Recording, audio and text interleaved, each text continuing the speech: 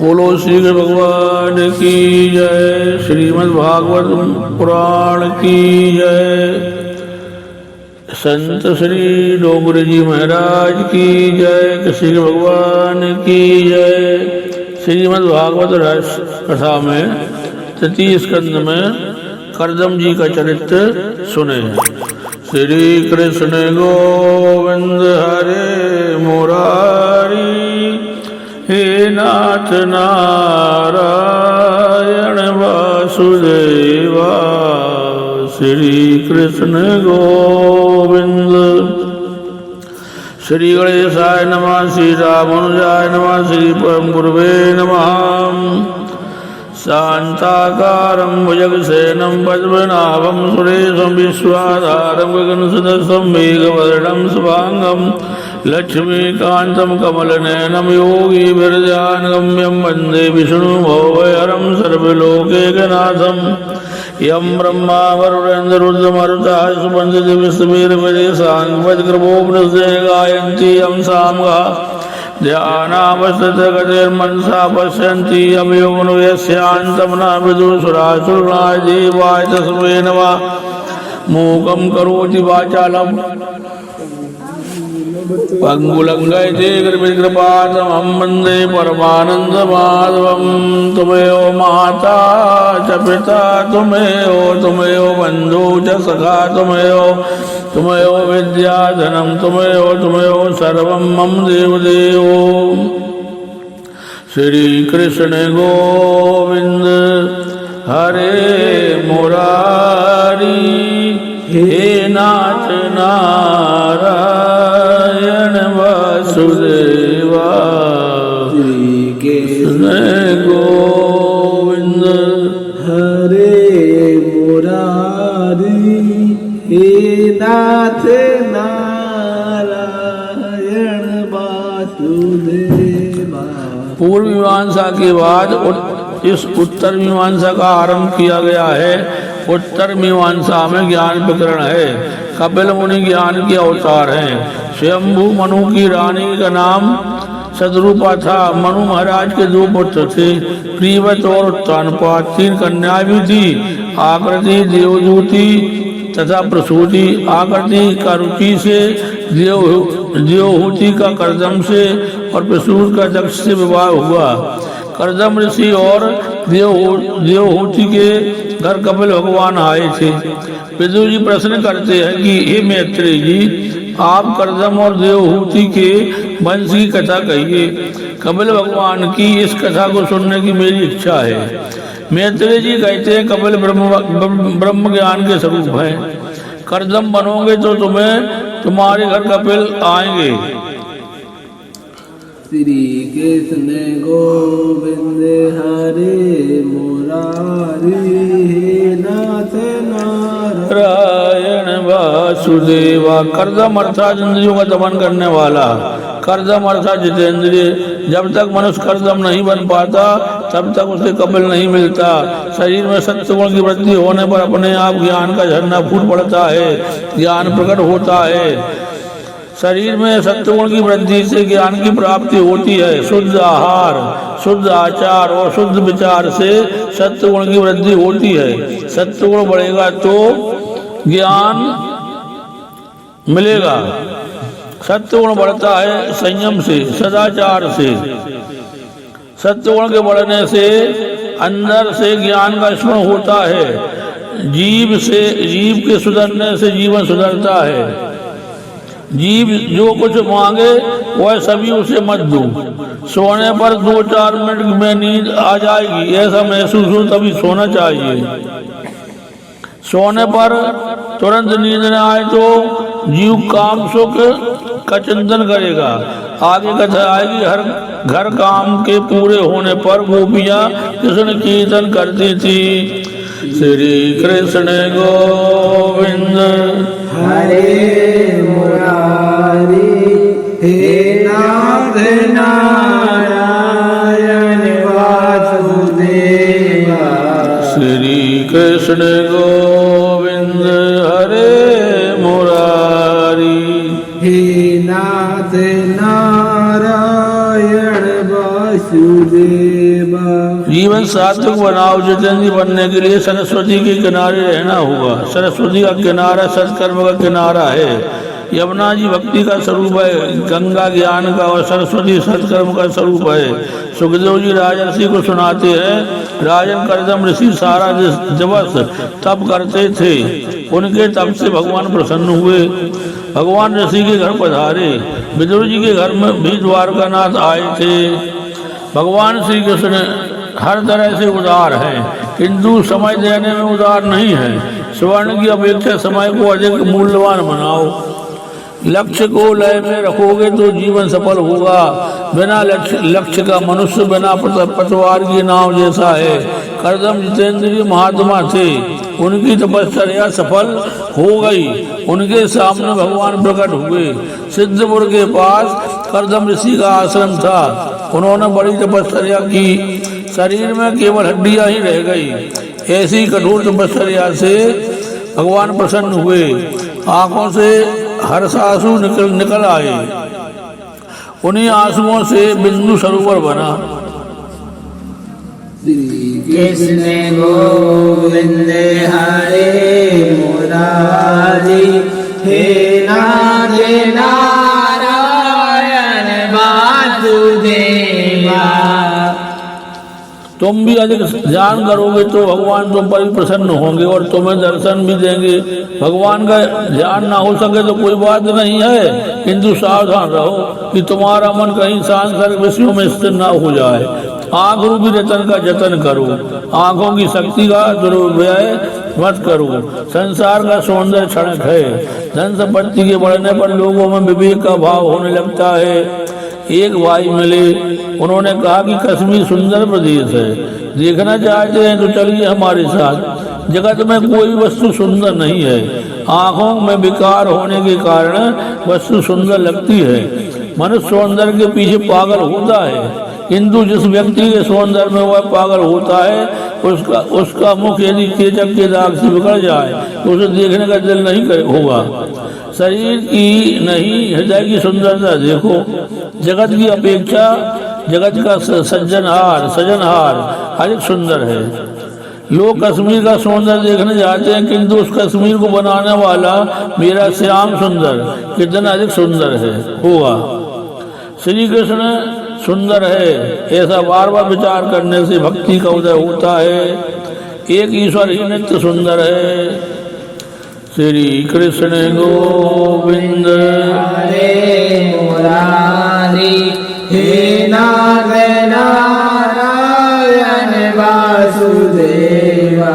जग में सुंदर है दो नाम, जग में सुंदर है दो नाम। चाहे कृष्ण कहो या राम, चाहे कृष्ण कहो या राम। जग में सुंदर है दो नाम, जग में सुंदर है दो नाम। चाहे कृष्ण कहो या राम, चाहे कृष्ण कहो या राम। एक हृदय में प्रेम जगावे, एक हृदय में प्रेम जगावे। एक पाप की ताप हटावे, एक पाप के ताप हटावे। एक हृदय में प्रेम जगावे, एक पाप के ताप मिटावे। दोनों सुख के सागर हैं, दोनों सुख के सागर है। दोनों पूर्ण काम। जग में सुंदर है दो नाम, चाहे कृष्ण कहो या राम। जग में सुंदर है दो नाम, चाहे कृष्ण कहो या राम। एक दुष्ट रावण को मारे, एक दुष्ट रावण को मारे। एक कंस को और पछाड़े, एक कंस को और पछाड़े। दोनों है अधीन दुख हरता, दोनों है अधीन दुख हरता। दोनों बल के धाम, दोनों फल के काम, चाहे कृष्ण कहो या राम, चाहे कृष्ण कहो या राम, जग में सुंदर है दो नाम, जग में सुंदर है दो नाम। श्री कृष्ण सुंदर है, ऐसा बार बार विचार करने से भक्ति का उदय होता है। एक ईश्वर ही नित्य सुंदर है। ठाकुर जी के दर्शन करने से आंखें सफल होती हैं। करदम कहते हैं, महाराज आपके दर्शन करने से मेरी आंखें सफल हुई। आपको प्राप्त करने के बाद संसार की मांग करने वाला मूर्ख है। संसार के जिस सुख का भोग नरक के कीड़े भी करते हैं, वैसे सुख की इच्छा परमात्मा से करने वाला मूर्ख कौन होगा। लौकिक काम सुख की इच्छा पूर्ति के लिए श्री कृष्ण की आराधना करने वाला तुच्छ है। करदम ने भगवान से कहा कि मैं आपसे स्त्री संग नहीं सत्संग की इच्छा करता हूँ। बिनु सत्संग विवेक न होई, बिनु सत्संग विवेक न होई, राम कृपा बिन सुलभ न सोई, राम कृपा बिन सुलभ न होई, राम कृपा बिन सुलभ न सोई, राम कृपा बिन सुलभ न होई, सत सुधरई सत्संगति पाई, सुधरई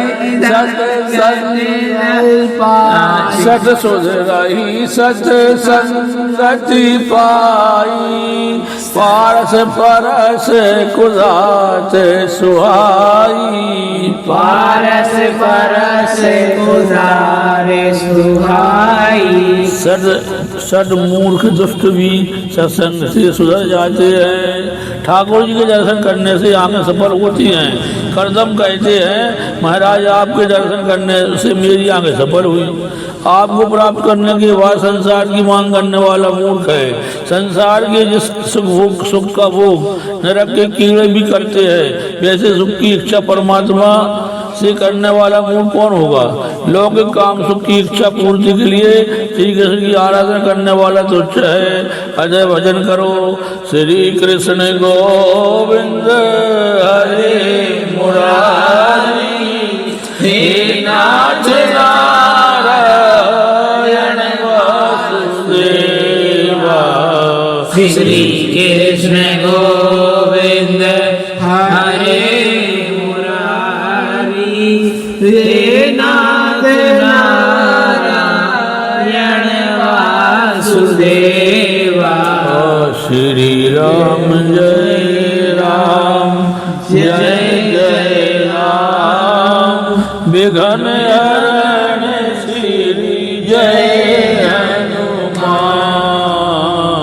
श्री राम जय राम जय जय राम, विघ्न हरण श्री जय हनुमान। करदम ने भगवान से कहा कि मैं आपसे स्त्री संग नहीं सत्संग की इच्छा करता हूँ। मुझे ऐसी स्त्री दीजिए कि जो मुझे प्रभु की ओर ले जाए। ऐसी पत्नी मुझे मिले कि जब कभी मेरे मन में पाप आ जाए तो वह मुझे उस पाप कर्म से रोके और प्रभु के मार्ग में ले चले। मेरा विवाह संसार सागर में डूबने के लिए नहीं, किंतु तैरने के लिए हो। कृष्ण सेवा महान धर्म है। कृष्ण वासुदेव सुतम देवम कंस चारूढ़मर्दनम, देवकी परमानंदम कृष्णम वंदे जगत गुरुम। मैं काम सुख नहीं मांगता। शास्त्र में पत्नी को काम पत्नी नहीं किंतु धर्म पत्नी कहा है। ब्रह्मा जी ने विवाह करने के लिए मुझे आज्ञा दी है। मैं पत्नी नहीं घर में सत्संग चाहता हूँ। स्त्री संग काम संग नहीं सत्संग है। धर्म के आचरण के लिए पति ही पत्नी है। श्री राम जय राम जय जय राम, श्री राम जय राम जय जय राम, अकेला पुरुष या अकेली स्त्री धर्म मार्ग में आगे नहीं बढ़ सकती। नाविक के बगैर अकेली नौका नाव संसार सागर को पार नहीं कर सकती। नाविक की भी अकेला संसार सागर पार नहीं कर सकता। स्त्री नौका है, पुरुष नाविक है। दोनों को एक दूसरे के सहारे की जरूरत है। पुरुषों में विवेक होता है और स्त्री में स्नेह होता है। विवेक और स्नेह के मिलन से भक्ति प्रकट होती है। बोलो भक्ति महारानी की जय। पुरुष कथा। पुरुष कमा सकता है, पुरुष ज्ञान स्वरूप है। स्त्री का हृदय कोमल होने के कारण वह समर्पण करती है। स्त्री क्रिया शक्ति है। बहुतों को आश्चर्य होगा कि कर्दम ने इतने सारे वर्ष की तपस्या के बाद भगवान से मुक्ति क्यों न मांगी। कर्दम ने सोचा कि हजारों जन्मों की काम वासना सुप्त रीत से मन में जमा हो गई है। उन्हें संतुष्ट करके मनुष्य पर जो 3 प्रकार के ऋण है उनसे मुक्त होना अच्छा है और उसके बाद मुक्ति की इच्छा करनी चाहिए। भगवान ने कहा 2 दिन के बाद मनु महाराज तुम्हारे पास आएंगे और अपनी पुत्री देवहूति तुम्हें देंगे। परमात्मा ने आज्ञा दी कि महाराज कन्या लेकर आए, तब नखरे मत करना। आजकल के लोग नखरे दिखाते हैं कि हमें विवाह नहीं करना, मन में लोग हो जावे। पति पत्नी पवित्र जीवन जिए तो उनके यहाँ जन्म लेने की भगवान की इच्छा होती है। भगवान ने कहा कि मैं पुत्र रूप में तुम्हारे यहाँ आऊँगा, जगत में तुम्हें मुझे सांग शास्त्र का उपदेश करना है। ऐसा कहकर श्री हरि वहाँ से विदा हो गए। हरि शरणम हरि शरणम हरि शरणम हरि शरणम हरि शरणम हरि शरणम हरि शरणम हरि शरणम हरि शरणम हरि शरणम हरि शरणम हरि शरणम हरि शरणम हरि शरणम हरि शरणम हरि शरणम। नारद जी मनु महाराज के पास आए और उनसे कहा कि तुम कर्दम को कन्यादान दो। मनु महाराज सदरूपा और देवहूति के साथ कर्दम ऋषि के आश्रम में आए। कर्दम ने देवहूति के विवेक की परीक्षा की। उन्होंने 3 आसन बिछाए, सभी को बैठने के लिए कहा तो मनु सदरूपा तो बैठ गए, किंतु देवहूति नहीं बैठी। तो कर्दम ने उससे कहा देवी यह 3रा आसन तुम्हारे लिए ही है, बैठो। देवहूति ने सोचा कि भविष्य में यह तो मेरे पति होने वाले हैं, पति द्वारा बिछाए गए आसन पर बैठूंगी तो पाप हुआ। इस आसन पर बैठना मेरा धर्म नहीं है और आसन पर न बैठने से आसन देने वाले का अपमान होगा। सो अपना दाहिना हाथ आसन पर रखकर आसन के पास वह बैठ गई। वह बेचारी पुराने जमाने की थी, आजकल के जमाने की होती तो आसन पर पहले उससे ही बैठ जाती। आज तो पति पत्नी को पुत्र को झुलाने की आज्ञा देती है। आज तो पति पत्नी को पुत्र को झुलाने की आज्ञा देती है। संतान को पति के पास रखकर अकेली घूमने फिरने निकलनी पड़ती है। ऐसा मत करो। आज नारी के सच्चे संस्कार आज भुलाए जा रहे हैं। आज कन्या परीक्षा की रीति भी बदल गई है। कर्दम ने सोचा कि कन्या योग है, विवाह करने में कोई हर्ज नहीं है। मनु महाराज ने कहा कि यह कन्या मैं आपको अर्पण करना चाहता हूँ। कर्दम ऋषि ने कहा विवाह करने की इच्छा मेरी भी है, किंतु पहले एक प्रतिज्ञा करनी है। मेरा विवाह विलास के लिए नहीं, किंतु काम का नाश करने के लिए होगा। श्री कृष्ण गोविंद हरे मुरारी हे नाथ नारायण वासुदेवा। विवाह का प्रयोजन काम विकास नहीं किंतु काम विनाश है। काम भाव को एक ही स्थान पर संकुचित करके काम का उपभोग करके उसका विनाश करना ही गृहस्थाश्रम का आदर्श है। कर्दम ऋषि कहते हैं मेरा विवाह काम के विनाश के लिए है। काम कृष्ण मिलन में विघ्न करता है, उसी काम को मुझे मानना है। एक पुत्र के होने पर लोगों के संबंध बनाए रखूंगा, एक पुत्र हो जाने पर लोगों के संबंध का त्याग करूंगा और संन्यास ले लूंगा। कन्यादान के मंत्र में लिखा है संतत्या इति एक वचनम, संतति भी ऐसा नहीं कहा। वंश की रक्षा करने के लिए एक ही पुत्र के लिए कन्या को अर्पित करता हूँ। शास्त्र ने पहले पुत्र को ही धर्म पुत्र कहा है। अन्य सभी पुत्र कामज पुत्र हैं। कामाचरण के लिए नहीं, धर्माचरण के लिए विवाह है। पिता पुत्र से कहता है तू मेरी आत्मा है। एक पुत्र होने के बाद पत्नी माता समान होती है। काम ईश्वर की भांति व्यापक होना चाहता है। जहाँ सुंदरता दिखती है वहीं काम उत्पन्न होता है। उसे एक ही स्त्री में सजोकर नाश करने को विवाह करना है। विवाह के समय सावधान कहा जाता है क्योंकि सभी जानते हैं कि विवाह के बाद वह सावधान नहीं रहेगा। विवाह के बाद सावधान रहे वही जीत जाता है, अथवा जो पहले से सावधान होता है वह जीतता है। रामदास स्वामी विवाह के पहले ही सावधान हो गए थे। विवाह मंडप में पुरोहित जी ने सावधान सावधान कहा और वे सावधान होकर मंडप से भाग खड़े हुए। भोग के बिना रोग नहीं होता। पूर्व कर्म के पाप के कारण भी कुछ रोग होते हैं, तो कुछ रोग इस जन्म के भोग विलास के कारण होते हैं। भोगे रोग भयम, भोगोपभोग रोगों का भय है। भोग बढ़ने से आयुष का क्षय होता है। हम भोग का उपयोग नहीं कर पाते, भोग ही हमारा उपयोग कर जाता है। जब से वर राजा मोटर में बैठकर विवाह करने जाने लगा तब से घर संसार बिगड़ गया। आज के वर राजा को घोड़े पर से गिर जाने का डर लगता है।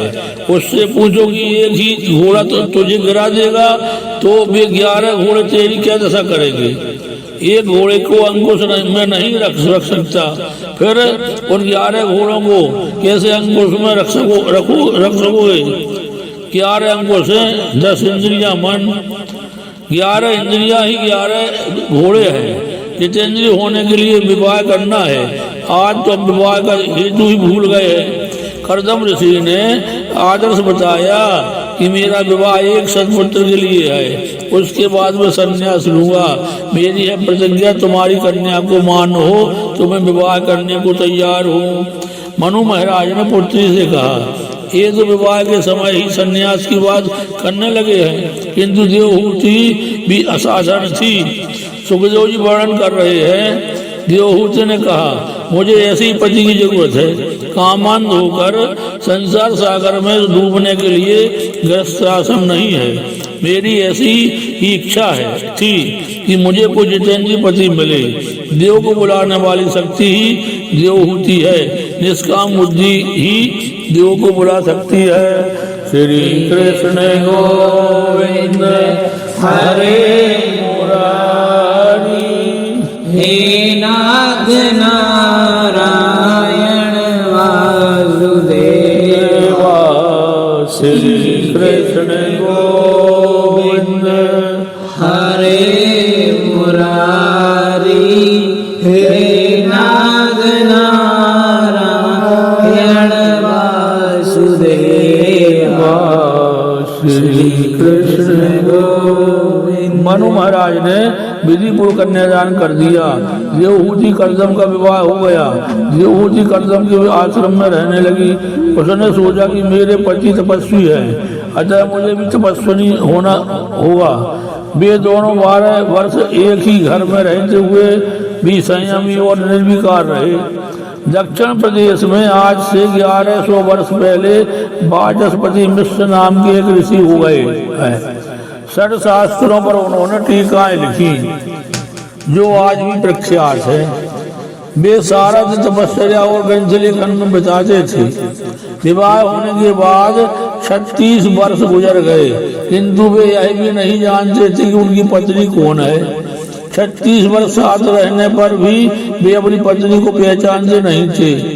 एक दिवस वे ब्रह्मसूत्र के सांकर भाष्य पर टीका लिख रहे थे। भाष्य लिख रहे थे, किंतु एक पंक्ति कुछ ढंग से लिखी नहीं जा रही थी। दिया भी कुछ धुंधला हो चला था, अतः ठीक तरह से दिखता भी नहीं था। उनकी पत्नी दिए की लो बढ़ा रही थी। इतने में वाचस्पति की नजर उस पर पड़ी तो उन्होंने पूछा, देवी तुम कौन हो?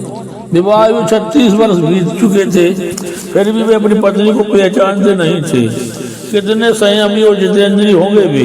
पत्नी ने कहा, कभी आपका विवाह हुआ था? वह याद आता है? वाचस्पति ने कहा, हाँ कुछ कुछ याद आ रहा है। पत्नी ने कहा, मेरे साथ आपका विवाह हुआ था, मैं आपकी दासी हूँ। आज से 36 वर्ष पहले हमारा विवाह हुआ था।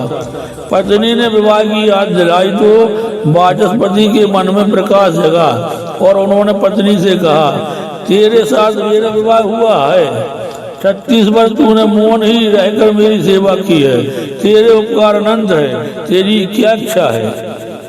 पत्नी भामती ने कहा, नाथ मेरी तो कोई भी इच्छा नहीं है, आप जगत के कल्याण के लिए शास्त्रों की टीका रखते हैं, मैं आपकी सेवा करके कृतार्थ हुई हूँ। आपकी सेवा करते ही मेरी मृत्यु हो। वाचस्पति का हृदय भर आया पत्नी से और एक बार कुछ मांगने को कहा, किंतु उसने कुछ भी नहीं मांगा। वाचस्पति, देवी तुम्हारा नाम क्या है? भामती। इस दासी को सब भामती कहते हैं। वाचस्पति, मैं सांगर भाष पर जो टीका लिख रहा हूँ उसका नाम मैं भामती टीका रखूंगा। आज भी वाचस्पति की वह टीका भामती टीका के नाम से प्रसिद्ध है। ऐसा था हमारा भारतवर्ष। एक ही घर में 36 वर्ष तक साथ साथ रहकर भी संयम का उन्होंने पालन किया था। ऐसे संयमी को ही ज्ञान मिलता है, ज्ञान बाजार में नहीं मिलता। आजकल पुस्तकों के द्वारा ज्ञान का प्रचार प्रसार तो बहुत हो रहा है, किंतु किसी भी व्यक्ति के मस्तिष्क में ज्ञान दिखाई नहीं देता। पूर्ण संयम के बिना ज्ञान नहीं पाया जा सकता। पूर्ण संयम के बिना परमात्मा भी प्रकट नहीं होते। प्रेम ते प्रगट होए में जाना, प्रभु व्यापक सर्वत समाना।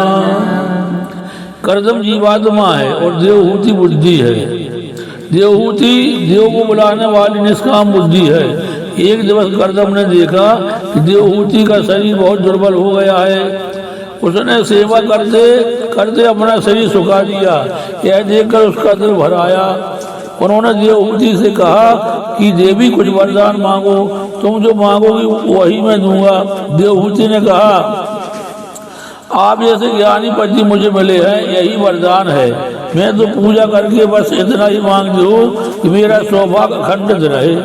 पहला पेट है, या पेट का दाता परमात्मा। स्त्री का धर्म है कि रोज वह तुलसी और पार्वती की पूजा करे। आज की स्त्री तुलसी की पूजा तो करती है, किंतु चाय नाश्ता करने के बाद। यह सुनकर कर्दम बोले, कुछ तो तुम्हें मांगना ही होगा। पति की आग्रह करने पर देवहूति ने कहा कि आपने प्रतिज्ञा की थी एक संतान के होने पर आप संन्यास लेंगे। अब यदि इच्छा हो तो एक बालक का मुझे दान दें। मनुष्य शरीर की रचना ही ऐसी ही है, वह भोगों का मर्यादित प्रमाण में ही उपभोग कर सकता है। मर्यादा का उल्लंघन करेगा तो अरोगिष्ट हो जाएगा। कर्दम बोले, मैं तुझे दिव्य शरीर अर्पित करूंगा। देवहूति सरस्वती के किनारे पर स्नान करने गई। सरस्वती में से अनेक दासियां निकली। देवहूति ने स्नान किया और उनका शरीर बदल गया। कर्दम ऋषि ने संकल्प के बल से विमान बनाया और दोनों उस पर बैठ गए। कथा में शांत और करुण रस प्रदान है, श्रृंगार और हास्य रस गौड़ है। कथा में श्रृंगार रस का वर्णन करने की आज्ञा महात्माओं ने नहीं दी है। श्रोताओं को संसार के विषयों के प्रति अरुचि हो और ईश्वर के प्रति प्रेम हो, यह लक्ष्य में रखकर वक्ता को कथा करनी चाहिए। श्री कृष्ण गोविंद हरे मुरारी, हे नाथ नारायण वासुदेवा। कथा श्रवण के बाद विषयों के प्रति अरुचि और ईश्वर के प्रति रुचि ना हुई तो समझो कि कथा सुनी ही नहीं। कथा सुनकर वैराग होता है। भागवत के दूसरे स्कंद में ब्रह्मा जी ने नारद को बताया है कि कथा किस प्रकार की जानी चाहिए। श्री कृष्ण गोविंद हरे मुरारी, हे नाथ नारायण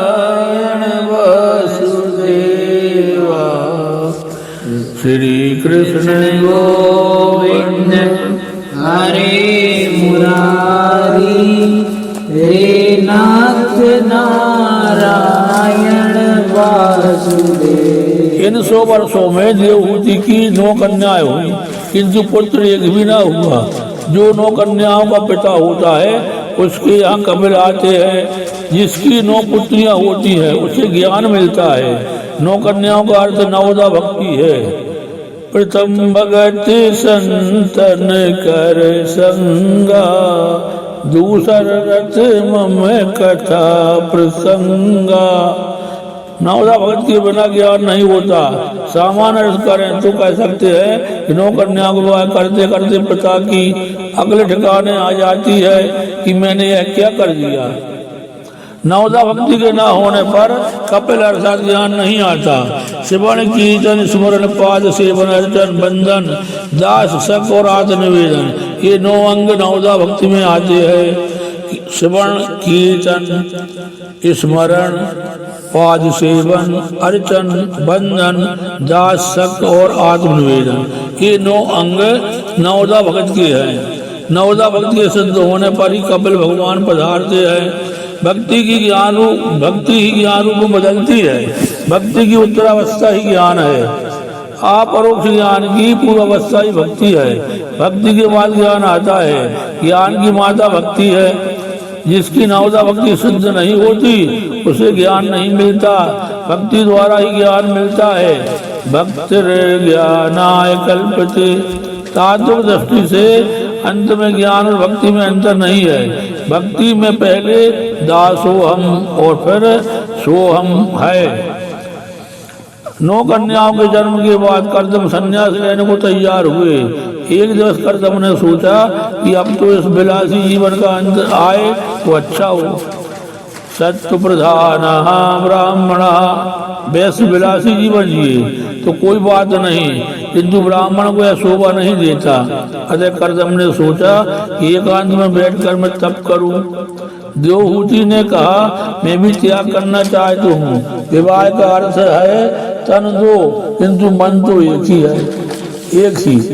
देवहूति बोली नाथ आपने तो वचन दिया था कि एक पुत्र के जन्म के बाद आप संन्यास लेंगे। पुत्र का जन्म तो अभी तक हो ही नहीं पाया है। फिर इन कन्याओं की और मेरी देखभाल कौन करेगा।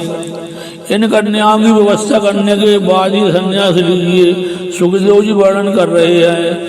श्री कृष्ण गोविंद हरे मुरारी हे नाथ नारायण वासुदेवा।